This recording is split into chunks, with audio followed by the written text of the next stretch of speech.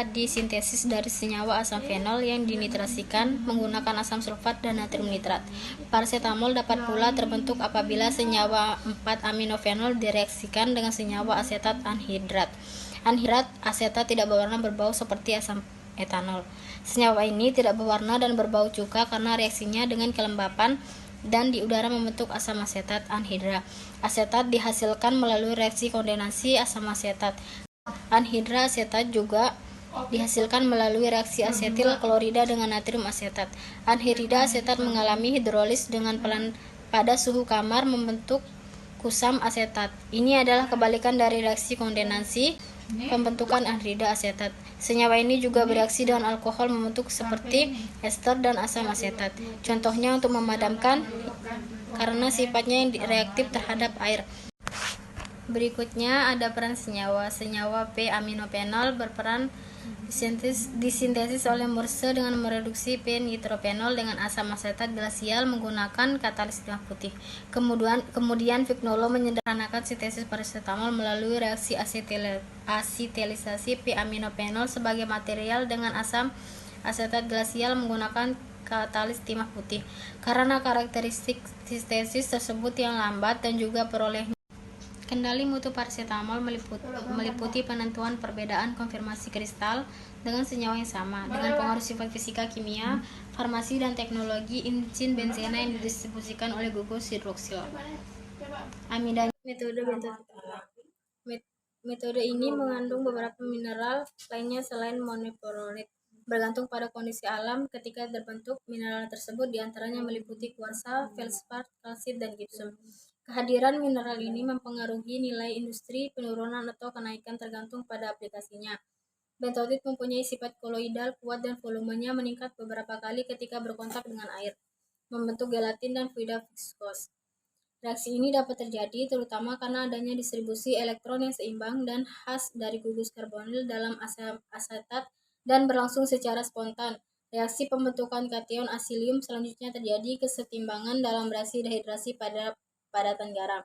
Produk yang terjadi bersifat sebagai asam kuat dan berfungsi juga sebagai akspektor ligan, sekaligus sebagai kation asilium akibat adanya induksi aktif permukaan.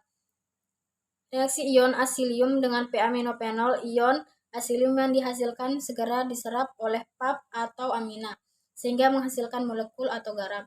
Filtrasi merupakan operasi fisik yang sangat penting dalam kimia untuk memisahkan material dengan komposisi yang berbeda dalam larutan atau padatan yang dapat larut. Diawali dengan menggunakan reaksi untuk mengendapkan salah satu material dan digunakan filter untuk memisahkan padatan dari material lainnya.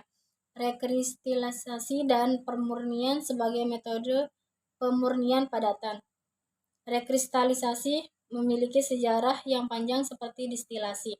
Metode ini cukup sederhana karena material padatan ini terlarut dalam larut yang cocok pada suhu tinggi pada atau dekat titik didih pelarutnya. Untuk mendapatkan larutan jenuh atau dekat, ketika larutan panas didinginkan perlahan, kristal akan mengendap karena pelarutan padatan biasanya menurun. Bila suhu diturunkan, diharapkan bahwa pengotor tidak akan mengkristal konsentrasinya dalam larutan tertinggi atau mencapai jenuh.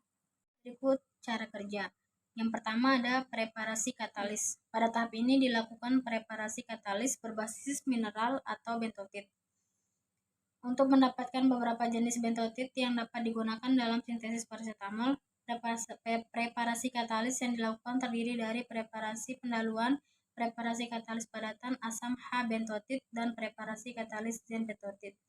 Tahap preparasi pendaluan dilakukan dengan perlakuan yang meliputi pengayakan, pencucian, dan pengeringan. Hal ini bertujuan untuk ada ukuran yang berseragam dari katalis dan mengaktifasi katalis bentotit sebagai padatan-padatan asam yang berasal dari pabrik-pabrik pengolahan atau bleaching earth. Dapat langsung dilakukan proses pengeringan pada suhu 140 derajat Celcius selama 12-16 jam dan kemudian didinginkan perlahan dalam ruangan kering atau ruangan yang tidak lembab. Selama bentotit sintesis yang telah beraktivitas akan mengalami beberapa perlakuan untuk mendapatkan katalis padatan asam H-bentotit. Berikutnya karakterisasi katalis. Katalis yang diperoleh meliputi bentotit alam, bentotit sintesis, H-bentotit dan ZN bentotid akan dikarakterisasi menggunakan BET, XRD, dan FTIR. Yang ketiga, pemilihan katalis terbaik merupakan tahap menentukan 2 katalis terbaik dari 4, diantaranya bentotid alam, bentotid sintesis, H-bentotid, dan ZN-bentotid. Penentuan ini diawali dengan mensintesis paracetamol melalui reaksi asetilisasi p-aminophenol dengan asam asetat glasial menggunakan 4 jenis katalis bentotid tersebut. Kondisi operasi yang digunakan dalam menentukan katalis tersebut adalah pada suhu reaksi kurang lebih 90 derajat Celcius, kecepatan putaran kurang lebih 66 rpm, tekanan atmosferik, perbandingan molar, PAP dan AAG adalah 1:5 dan waktu reaksi selama 3 jam. Yang terakhir, variasi kondisi operasi. Tahap ini bertujuan untuk mencari kondisi optimum dalam sintesis paracetamol dengan memvariasikan kondisi operasi seperti suhu, perbandingan molar PAP terhadap AAG, dan waktu sintesis. Analisis produk sintesis paracetamol. Analisis paracetamol meliputi analisis PAP bebas, analisis perolehan produk dalam menetapkan katalis terbaik.